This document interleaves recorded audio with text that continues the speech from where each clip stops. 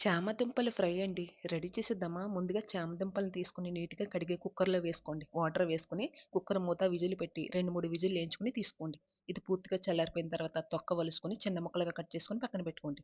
Stove మీద బాండీ పెట్టుకొని 2 టేబుల్ స్పూన్ చొప్పున శనగపప్పు, మినపప్పు, ధనియాలు, 2, 3 ఎండుమిర్చి, కరివేపాకు, నువ్వులు వేసుకొని ఫ్రై చేసుకోండి. ఇది పూర్తిగా చల్లారిపోయిన తర్వాత బరకగా మిక్సీ పట్టుకొని పక్కన పెట్టుకోండి. స్టవ్ మీద మళ్ళీ బాండీ పెట్టుకొని ఆయిల్ వేసుకున్న తర్వాత ఆవాలు, జీలకర్ర వేసి ఫ్రై అయిపోయిన తర్వాత సన్నగా కట్ చేసుకున్న ఉల్లిపాయలు, పచ్చిమిర్చి, కరివేపాకు వేసుకొని ఫ్రై చేసుకోండి. టమాటా ముక్కలు కూడా వేసుకొని ఫ్రై చేసుకున్న తర్వాత పసుపు కూడా వేసుకొని, చామదుంపల ముక్కలు కూడా వేసుకొని ఒక 2 నిమిషాలు ఫ్రై చేసుకుంటే సరిపోద్దండి. ఆల్రెడీ ఉడికిపోయినాయి కదా! ఇప్పుడు పప్పుల పొడి వేసేసుకొని ఒక 2 నిమిషాలు దీన్ని కూడా ఫ్రై చేసుకోండి. అంతేనండి. స్టవ్ ఆఫ్ చేసే ముందు కొత్తిమీర వేసుకొని తీసుకుంటమే. ఎంతో టేస్టీగా సింపుల్‌గా తయారు చేసుకునే చామ దుంపల ఫ్రై రెడీ. ఈ వీడియో నచ్చితే గనక లైక్ చేసండి. ఇట్లు మీ గోదావరి అమ్మాయి ఛానల్‌ని సబ్స్క్రైబ్